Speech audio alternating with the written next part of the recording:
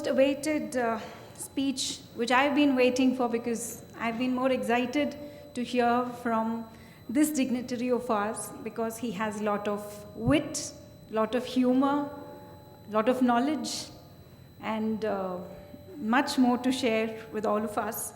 So I am inviting none other than Professor S.P. Singh Baghel ji, who's Honorable Minister of State, Fisheries, Animal Husbandry, Dairy and Panchayati Raj of Government of India. Just to give a quick run-through of Baghel sir. So sir had been very, very kind because when I had to introduce myself to sir, he didn't know about Sansad Ratna, so I had to give him an update of what we're doing in Sansad Ratna. So his enthusiasm to understand why is it we are taking Dr. Kalam's preaching so seriously and taking it forward. And I still remember the first conversation we had, sir. I was laughing more than what we spoke because there was so much of humor and so much of wit in whatever sir had spoken. So I don't know how many of us know here. So sir had traveled as a police officer to a professor to a politician, so PPP. So now may I call S.P. Singh Baghel sir to please deliver your speech. छोटे hall में कम लोगों के बीच बड़े उद्देश्य के लिए आयोजित इस सेमिनार में, जिसके आयोजक प्राइम पॉइंट फाउंडेशन है, मंच पर बैठे थे अर्जुन राम मेघवाल जी, जो हमारे कानून राज्य मंत्री स्वतंत्र प्रभार और पार्लियामेंट अफेयर मंत्री हैं।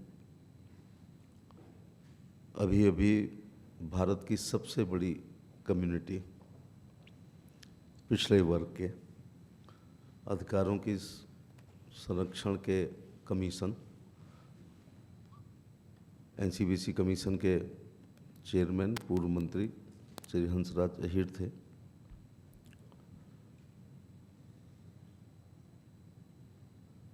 एनर्जी कमेटी के चेयरमैन और श्री रंग आपा बान्ने साहब, झारखंड के बड़े नेता और सांसद Mahto ji, Srinivasan ji, Priyadarshini Rahul, president Prime Point Foundation, सभागार में उपस्थित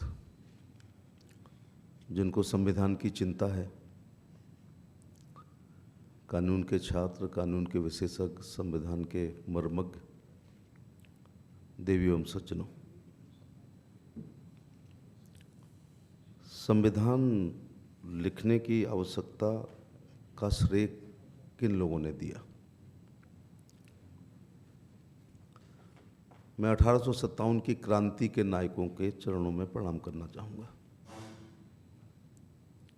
वो ना होती तो 47 भी नहीं होता, 47 नहीं होता तो 26 नवंबर 1949 नहीं होता, ना 26 जनवरी 1950 होता। चाहे तात्या टोपे हों, कुंवर सिंह जी हों, लक्ष्मीबाई हों, और हमारे आखिरी मुगलिया बादशाह बहादुर शाह जफ़र के नेतृत्व में हमने वो लड़ाई लड़ी और वहाँ से स्वतंत्रता के बीज आए।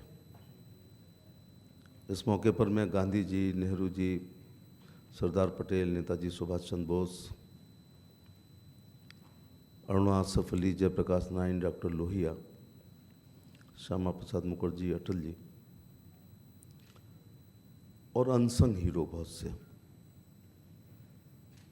लेकिन एक दूसरे रास्ते वालों को भी प्रणाम करना चाहूँगा। चंद्रशेखर आज़ाद, भगत सिंह, अशफाक उल्ला खां, बिस्मिल साहब, उनकी त्याग, तपस्या, बलिदान से देश आज़ाद हुआ। आज़ाद हुआ तो देश को चलाने के लिए एक संविधान की आवश्यकता पड़ी। इस देश के करोड़ों गरीबों, किसानों, दलितों, पिछड़ों, अल्पसंख्यक और मेहनतकश मजदूरों के मसीहा परम पूज्य बोधसत्व भारत रत्न बाबा साहब भीमराव अंबेडकर की अध्यक्षता में संविधान सभा के 100 से ऊपर लोगों ने विशेष तौर से घूंघट प्रथा में, पर्दा प्रथा में, बाल विवाह के युग में, सती प्रथा के युग में, विधवा विवाह ना होने के युग में 15 महिला भी संविधान सभा की सदस्य थीं। उनके प्रति भी अपनी कृतज्ञता ज्ञापित करना चाहूँगा, और वो इसलिए करना चाहूँगा कि जो जात, वर्ग, क्षेत्र, धर्म, राष्ट्र अपने पुरखों का सम्मान नहीं करता है, वो कभी आगे नहीं बढ़ सकता। पुरखे भी ऐसे हों जिन्होंने आज़ादी दिलाई हो और सूरज ना डूबने वाले देश को यहाँ से भगा दिया हो, और दुनिया का सबसे बड़ा संविधान भी दिया है। ऐसी जयंतियों से जागृति आती है, जागृति से सोच बदलती है, सोच से संघर्ष करने की क्षमता आती है, संघर्षों से सत्ताएं मिलती हैं, सत्ताओं से इतिहास बनता है, फिर इतिहास ऐसे ही 26 नवंबर को पढ़ा लिखा, समझा और सराहा जाता है, और 26 तारीख कम पड़ जाती है तो 27 को भी करते हैं।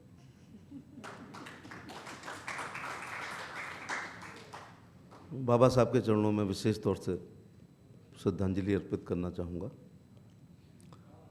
और जो संविधान के बहुत मूल आत्मा है उसमें समानता वाला जो है, मुझे लगता है कि चांदी की चम्मच मुंह में लेके पैदा होने वालों के दिमाग में ये शब्द आ ही नहीं सकते। जिनका जन्म लुटियन जोन में हुआ है और बचपन से लेकर जवानी यहीं पर बीती है, वो भारत को नहीं समझ सकते। बाबा साहब के बाल्यावस्था में यह छुआछूत उनके साथ अस्पृश्यता ना होती, भैंस पानी पी सकती है लेकिन वो नहीं पी सकते थे, या उनका समुदाय, मुझे लगता है उसी दिन ये शब्द आ गए होंगे जो बंधुत्व, भ्रातृत्व, समानता और क्या क्या है। क्योंकि मुंशी प्रेमचंद की पूछ की रात एक कहानी है जिसको डनलप पिलो पे सोने वाले और एसी में रहने वाले एलीट क्लास के लोग उसे याद कर सकते हैं, घूंटा मार के रट सकते हैं और 90% नंबर ला सकते हैं, लेकिन उसके दर्द और मर्म को वही समझ सकता है जो अगले महीने पूस की कड़कड़ाती ठंड में एक पिछौरा से काटी हो, एक चादर से। तो बाबा साहब के अपने निजी अनुभव थे। उन्हें पता नहीं था कि देश आज़ाद होगा, फिर आज़ादी के बाद संविधान, फिर वो उनकी भूमिका होगी। साहू जी महाराज को मैं भी धन्यवाद देना चाहूँगा। संभवतः गायकवाड़ महाराज ने शिक्षा के लिए पैसे की व्यवस्था की और साहू जी महाराज ने अभिनंदन किया और सार्वजनिक जीवन में आने को कहा, और मैं कोल्हापुर का कुछ दिनों के लिए प्रभारी था, तो वो गांव याद नहीं आ रहा है जहाँ पर उनका पहला भाषण हुआ बाबा साहब का। लेकिन दुख ये हुआ कि उस पूरे गांव में एक भी आईएएस नहीं है अभी तक। आप समझ रहे होंगे कि वो गांव कौन सा है। कोल्हापुर कस्बा है जहाँ बाबा साहब की मूर्ति, गौतम बुद्ध की मूर्ति है। आरती 2 टाइम होती है। तो बाबा साहब को मानते हैं तो बाबा साहब की भी मानना चाहिए। सत्ता वो चाबी है जिससे दुनिया का हर ताला खुलता है, और 7 बार एमपी होके हमने बहुत सारे खोले हैं। लेकिन शिक्षा वो चाबी है जिससे जंग लगे हुए भी ताले खुलते हैं। दुनिया में कोई काम अपनी हैसियत से बढ़ के करेंगे तो बर्बाद हो जाएंगे। दुनिया में एक काम है जिसमें हैसियत मिटाएंगे तो आबाद हो जाएंगे। वो अपने बच्चों की अच्छी पढ़ाई पर अपने आप को मिटा देंगे तो सब कुछ वापस आएगा। अल्फ्रेड नोबल के डायनामाइट से भी ज़्यादा ताकतवर फार्मूला है, शिक्षित बनो, संगठित रहो, संघर्ष करो। जैसे देश काल परिस्थितियों के अनुसार संविधान में बहुत सारे संशोधन हुए, तो मैं थोड़ा सा संशोधन करना चाहूँगा कि अब शिक्षित बनने से काम नहीं चलेगा, अब गुड क्वालिटी एजुकेशन से काम चलेगा। लेकिन बाबा साहब ने जब 3 शब्द कहे तो उनकी प्राथमिकता यूँ क्यों रखी? सीधे कह सकते थे संघर्ष करो, संगठित रहो, लास्ट में शिक्षित बनो कह सकते थे। जब तक समाज शिक्षित नहीं होगा संगठित नहीं हो सकता, और संगठित नहीं होगा तो संघर्ष के रास्ते पे नहीं चल सकता। मैं संविधान के बहुत पन्ने नहीं पलटूंगा यहाँ पर, क्योंकि सूरज को दीपक दिखाना वो ठीक बात नहीं है। यहाँ सब लोग उसी के विशेषज्ञ लोग बैठे हैं। मुझे MOS लॉ एंड जस्टिस रहने का मौका मिला, इसका ये मतलब नहीं है कि मैं संविधान का बहुत विशेषज्ञ हूँ। मैं अकेला वो MOS लॉ एंड जस्टिस हूँ जिसने एक दिन प्रैक्टिस भी नहीं की है, ना तहसील में की, ना जिले में, ना हाई कोर्ट में, ना सुप्रीम कोर्ट में, ना इसका प्रोफेसर था। मैं एकदम तोप गोलों का मिलिट्री साइंस का प्रोफेसर हूँ। लेकिन जो समाज में अनुभव करते हैं वो मैं अपनी बातें वही करता हूँ। हमारे चेयरमैन साहब ने कहा कि उनको तीसरी बार MP बनने में प्राइम फाउंडेशन का बड़ा योगदान है। मेरे बनने में कोई योगदान नहीं है। संसद रत्न का अवार्ड मुझे ज़िंदगी में नहीं मिलेगा, लेकिन क्षेत्र रत्न का अगर अवार्ड होगा तो मेरे अलावा कोई पा नहीं सकता। क्योंकि मैं ऐसे भी लोगों को जानता हूँ। एक नई बात उजागर कर रहा हूँ, क्या यहाँ के चुनाव और जीतने की अलग बात होती है। एक सांसद जी हैं, नाम नहीं लूँगा, उनका मेडन स्पीच नहीं हुआ और वो 3 बार MP हो गए। निकालो, अब ढूंढो ये भी आप। वो 3 बार सांसद हुए हैं। 2 बार का तो पक्का मुझे माता है, 1999 और 2004। मेडन स्पीच नहीं हुआ है। अगर संसदीय कार्रवाई में देखा जाएगा तो उनका नाम आएगा कि बेल में जाके उधम किया, उसमें वो भी थे, पर इतना ही नाम आएगा कि बेल में चले गए, तो नाम आ जाता ना 2-4 का कि ये लोग कुएं में कूदे। लेकिन ना 0 आवर, ना 377, ना एक भी क्वेश्चन, ना कॉलिंग अटेंशन, और देश की बड़ी पंचायत में आ गए। तो हमारा तो चुनाव लड़ने का दूसरा तरीका है। छोटी मोटी सड़क, स्कूल, बिजली, पानी, नाली, खरंजा, फाइनल रिपोर्ट, चार्जशीट, बंदूक का लाइसेंस, विधवा पेंशन, विकलांग पेंशन, वृद्धावस्था पेंशन, जात प्रमाण पत्र, आय प्रमाण पत्र, और शादी विवाह, 13वीं भागवत कथा, रसिया दंगल, कव्वाली, कुआ पूजन, एकादशी का व्रत का उद्यापन, मैरिज एनिवर्सरी और बर्थडे, और कभी कभी अपने कार्यकर्ता की भैंस के मरने पर जाना मैं अपने जीत का कारण मानता हूँ। तो मैं कितने भी सूट सिला के रखूँ, ये संसद रत्न तो मुझे मिलने वाला नहीं है। तो कोशिश भी करता हूँ कि जीवन में कोई अवार्ड ना लूँ, क्योंकि क्षेत्र की जनता ने देश की सबसे बड़ी पंचायत में भेजा, कई बार भेजा, तीनों सदनों में भेजा, और जहाँ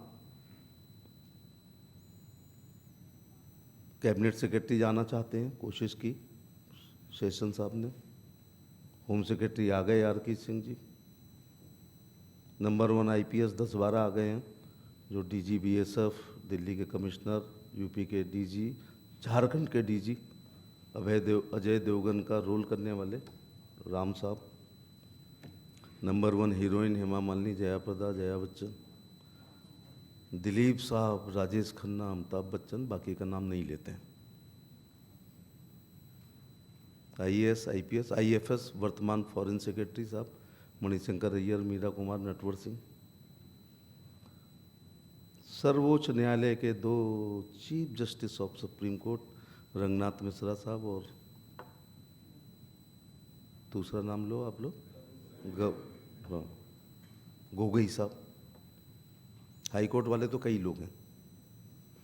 chief of the army staff general Shankar Roy Chowdhury और VK सिंह साहब। तो IAS, IPS, IFS यही सरकार होते हैं, बाकी सरकारी नौकर होते हैं। अच्छा, चौथा खंबा एक और है, मीडिया। हिंदुस्तान अखबार की मालकिन शोभना भरतिया, जागरण के मालिक महेंद्र मोहन और नरेंद्र मोहन जी, बाकी का नाम नहीं लेते। नंबर 1 डकैत भी फूलन देवी जी। कुछ गुंडे बदमाश भी नाम लेना ठीक नहीं है, वरना सुपारी दे देंगे। बाबा महात्मा 10-12, पैसे वालों में बिरला जी, अंबानी, विजय माल्या, अमर सिंह, नामी ग्रामी वकील जो मुंह खोलने में ही 10-12 लाख ले लेते हैं, कपिल सिब्बल साहब, जेठमलानी साहब, अभिषेक मनु सिंघी, रविशंकर जी। वहाँ पहुँचाया, इसलिए मैं अवार्ड नहीं लेता। अभी कुछ रह गए हैं, स्वामीनाथन जी, कई हीरो, कई हीरोइनें, क्रिकेट के भगवान जी। मैंने मुड़ के देखा तो सचिन तेंदुलकर आ रहे हैं, जबकि मैं कीर्ति आज़ाद, चेतन चौहान साहब, अजरुद्दीन साहब, गौतम गंभीर को छूट जाते हैं, लेकिन भगवान जी आ गए तो बाकी का नाम नहीं लेना चाहिए। विषय से भटक रहा हूँ, लेकिन मैं विषय पे बोलूँगा तो आप बोर हो जाएंगे। तो वहाँ पहुँचाया है। तो कभी कभी ये भी देख लिया करो कि शाम को 50 ग्राम धूल खा के कौन आता है। कौन ऐसा एमपी है जिसके कपड़े सुखा दो तो एनेस्थीसिया की ज़रूरत नहीं है। कौन एमपी ऐसा है, शर्त लगाओ कि 5 साल का बच्चे से पूछा जाए तुम्हारा सांसद को पहचानते हो, और वो पहचान ले। तो दोनों चीज़ें रहनी चाहिए। यहाँ की भी भूमिका होनी चाहिए। फिर मैंने यहाँ की भूमिका बता दी कि मेडन स्पीच नहीं है, और वो सांसद हैं, लोकप्रिय। हम तो बोनट पे खड़े होकर भाषण देना पसंद करते हैं। पार्लियामेंट में मौका मिलेगा तो ठीक है, नहीं तो बोनट पे कोई नहीं रोक सकता। गाड़ी के बोनट पे खड़े होकर अपने लोगों से बात करना। बाबा साहब, हजारों साल नरगिस अपनी बेनूरी पे रोती है, बड़ी मुश्किल में होता है चमन दीदावर में पैदा। जब कुदरत रोती है तब ऐसे लोग जन्म लेते हैं, या अवतारी पुरुष हैं। बड़े शौक से सुन रहा, वो डेथ की उम्र नहीं थी, बड़े शौक से सुन रहा था जमाना, तुम ही सो गए दास्तान कहते कहते। मुझे लगता है कि 10-20 साल और रहते तो संविधान और मजबूत होता। लेकिन फिर भी, अब मैं नहीं जाऊंगा कितने अनुच्छेद हैं, कितने पेज हैं, 2 साल 11 महीने 18 दिन में लिखा गया है। लेकिन 15 महिलाएं थीं बाल विवाह के समय, सती प्रथा के समय। जौहर तो नहीं था खैर। तो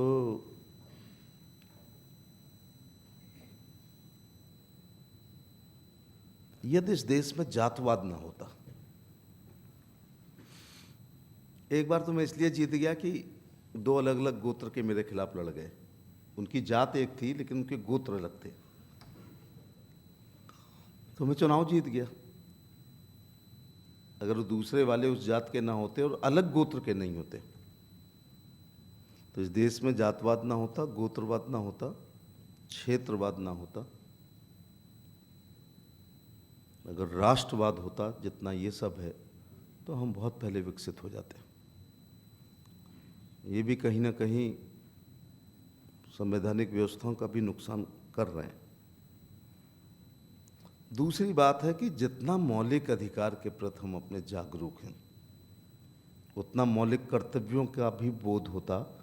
तो मौलिक कर्तव्य हो जाएं तो अधिकार का हनन तो होगा ही नहीं। तो मैं ये भी चाहता हूं कि फंडामेंटल ड्यूटीज छाप करके विद्यालयों के बच्चों को दी जाए, प्रियम्बल दी जाए, और मौलिक कर्तव्यों की भी कॉपी दी जाए। तो हम समझ सकते हैं कि राष्ट्रवाद बनने में जो आपका है वो थोड़ी आसानी हो जाएगी। हमारा डीएनए ही कुछ होता अगर राष्ट्रवाद कूट कूट के भरा होता। तो कहीं एक अमेरिकन कह रहे थे आगरा में कि अमेरिका ओल्डेस्ट डेमोक्रेसी है और भारत लार्जेस्ट है। तो लार्जेस्ट क्यों कहा होगा? 140 करोड़ की वजह से कहा। मैं इस मंच पर ऑन रिकॉर्ड कह रहा हूँ, we are the oldest democracy and we are the largest democracy and we are the mother of the democracy. Oldest यूँ कहूँगा कि वो विश्वास करते हों या ना करते हों, लेकिन हम सतयुग में, द्वापर और त्रेता और कलयुग में विश्वास करते हैं।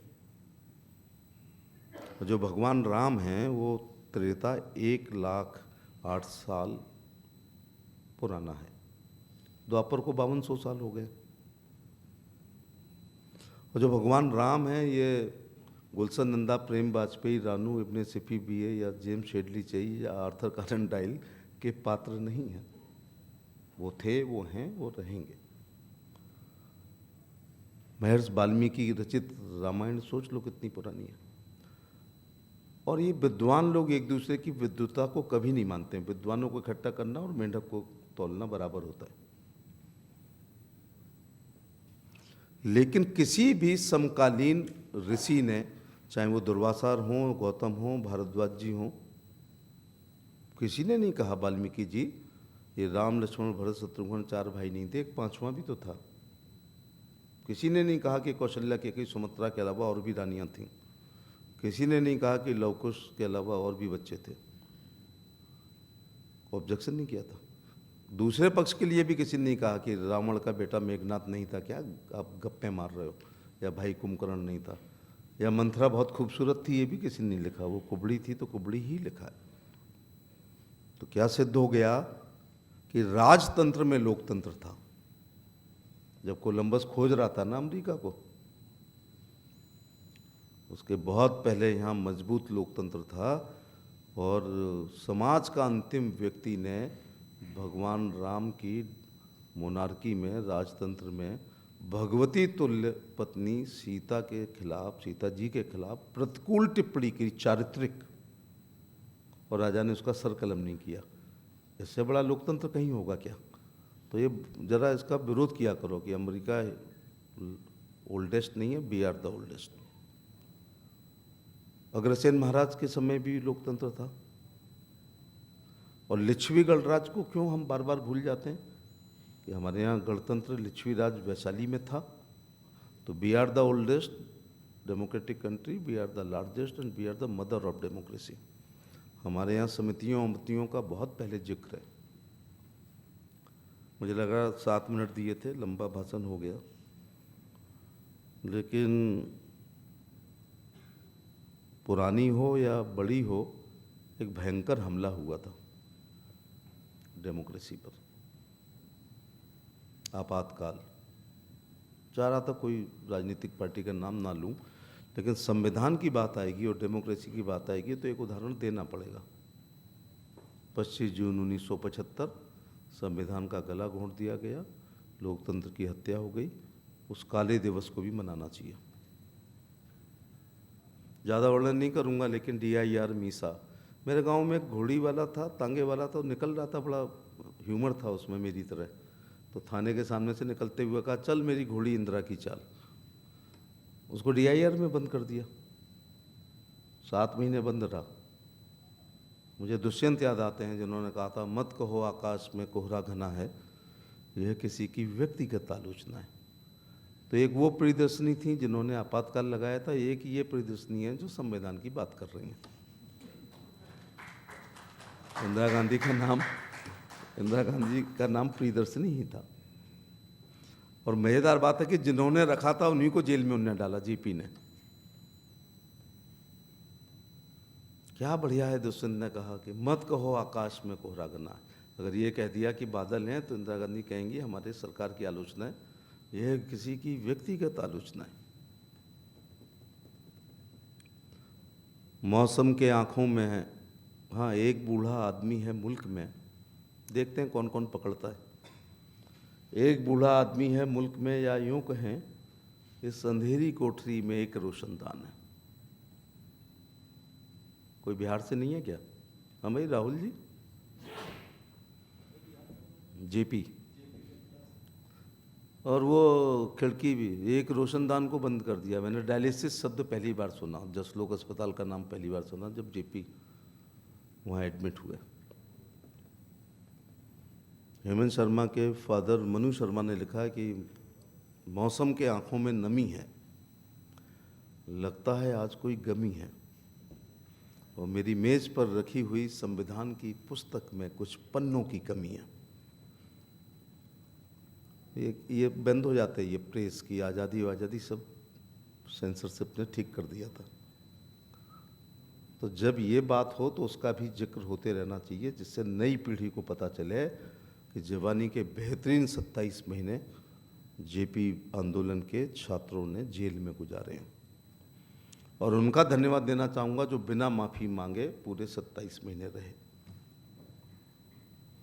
डेमोक्रेसी तो गजब की है साहब। 14 अगस्त को वो आज़ाद हुए थे, सल्ला लग गया, शुरू में ही लग गया होगा। अयूब क्या थे ये सब, मुशर्रफ, अयूब, जियाउल हक, टिक्का खां, ऐसा कुछ याद आ रहे हैं मेरे को। और एक हमारा लोकतंत्र है कि एक वोट से अटल जी की सरकार गिरती है और राष्ट्रपति भवन जाकर के इस्तीफा देते हैं। एक वोट से सीपी जोशी साहब चुनाव हारते हैं और राजस्थान के मुख्यमंत्री नहीं बन पाते हैं। एक वोट, केवल एक वोट है। अभी मैं अरुणाचल गया, एक महिला है, उसके लिए 24 लोग जाते हैं वोट डलवाने के लिए। लद्दाख में एक मंदिर का पुजारी है, उसके लिए हेलीकॉप्टर से टीम जाती है। तभी तो हम मदर ऑफ डेमोक्रेसी हैं। तो हमने साहब लोकसभा बना ली, फिर राज्यसभा। कुछ लोगों ने कहा अबे हम कहाँ वोट मांगते घूमेंगे, ज़्यादा पढ़े लिखे, चलो भाई राज्यसभा हो जाए। फिर फेडरल सिस्टम होना चाहिए तो विधानसभा हो गया। फिर कुछ पढ़े लिखों ने कहा अबे हम वोट नहीं मांगते, तो हमारे राज्य में 6 राज्यों में एमएलसी हो गया। फिर मास्टरों ने कहा कि हम आम आदमी थोड़े हैं ना, तो उनकी शिक्षक कॉन्स्टिट्यूंसी हो गई। फिर प्रधान बीडीसी ने कहा कि हमारा एक होना चाहिए, तो लोकल बॉडीज का हो गया। अभी भी लोकतंत्र मजबूत नहीं माना लोगों ने, तो सदस्य ग्राम सभा का चुनाव होता है 200 वोटों पर। शर्त उसमें भी है, भारत का नागरिक हो, पागल हो, दिवालिया ना हो, उम्र 25 साल हो और सजा याफ्ता ना हो। फिर उसके ऊपर प्रधान का चुनाव हो गया। कैसा लोकतंत्र चाहिए। फिर बीडीसी हो गए, उनके ऊपर प्रमुख जी हो गए। फिर जिला पंचायत सदस्य हो गए, उनके ऊपर अध्यक्ष जी हो गए। खूबसूरती देखिए आप। फिर नगर पंचायत का पार्षद हो गया, फिर नगर पंचायत का चेयरमैन हो गया, फिर नगर पालिका परिषद का पार्षद, फिर नगर पालिका का, फिर नगर निगमों के पार्षद हो गए, फिर मेयर साहब हो गए। नहीं साहब, अभी कहाँ मुकम्मल हुआ डेमोक्रेसी। तो बघेल महासभा बनी, क्षत्रिय महासभा बनी, ब्राह्मण महासभा बनी, आदि आदि। नहीं साहब, हमारे वकीलों का जरूर होना चाहिए, तो बार एसोसिएशन बनी। आजकल और मज़ा आ रहा है, बैकवर्ड बार एसोसिएशन बन रही है, शेड्यूल कास्ट बार एसोसिएशन बन रही है, 35 साल से नीचों वाले की अलग बन रही है, तो आईएएस की एसोसिएशन बन रही है। तो हम आगरा कॉलेज में थे तो टीचर्स की बनी, तो नॉन टीचिंग की बनी। फिर चैम्बर ऑफ कॉमर्स बना, वो नहीं काम चलेगा, तो क्षेत्र बजाजा बना, कपड़े वाले की अलग, टिम्बर वाले की अलग, ज्वेलर्स एसोसिएशन अलग। 4 दिन पहले मैंने इन्वेस्टर एसोसिएशन का उद्घाटन किया। इस संविधान ने ये सब व्यवस्था की है कि हम अपनी विचार अभिव्यक्ति की स्वतंत्रता और अपने एसोसिएशन बना सकते हैं। वरना 47 से पहले यहाँ बैठे होते ना, अब तो घोड़े बाहर होते, हम सबकी गिरफ्तारी हो जाती। तो अमेरिका कैसे कह सकता है, काहे की डेमोक्रेसी है, एक महिला राष्ट्रपति नहीं बना पाए, और हमने 2 बना ली। हमारी प्रधानमंत्री बन गई, हमारी 2 राष्ट्रपति बन गई, और राष्ट्रपति भी अंत्योदय महिलाएं पिछड़ी, लोहिया कहते थे, उनमें से आदिवासी और पिछड़ी, और उड़ीसा और पिछड़ा, वहाँ से राष्ट्रपति आई हैं। प्रधानमंत्री तो चलो लेगेसी थी, लेकिन पहली ही हमारी गवर्नर बन गई सरोजिनी नायडू। हमारी दूसरी या तीसरी यूपी की मुख्यमंत्री बन गई सुचेता कृपलानी, जयललिता, ममता, तमाम नाम हैं। गजब का लोकतंत्र है, और ये सब लोकतंत्र संविधान ने जो अधिकार दिए हैं उसके अनुसार चल रहा है। धन्यवाद। मैं किसी मौलिक अधिकार, मौलिक कर्तव्य, राज्य के नीति निर्देशक तत्व तो आर्टिकल 14, 15, 16, 17 के चक्कर में नहीं पड़ा, लेकिन उनके प्रति कृतज्ञता ज्ञापित की है, और वो ना होते तो मैं चुनाव नहीं लड़ पाता। रानी के पेट से पैदा होने वाला प्रथम पुत्र राजा बनता, चाहे जैसा होता वही बनता। तो उस मेघवाल जी कह नहीं पाए कि रानी बनाम राजमाता सिंधिया के खिलाफ लोहिया ने, वो शब्द मेरे ख्याल से तो जात सूचक नहीं है, लेकिन चलो नहीं बोलते हैं। एक अंतिम समुदाय की महिला, समझ गए होगे, रानी वहाँ भी लगाए, उनको ग्वालियर से चुनाव लड़ाया सुखो।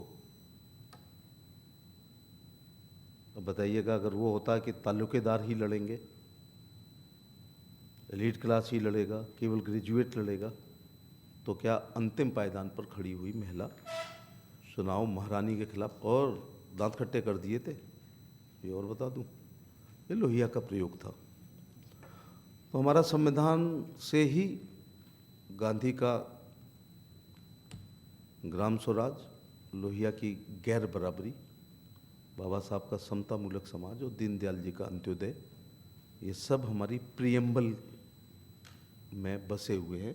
इसको अक्षुण्ण बना के रखना है। धन्यवाद।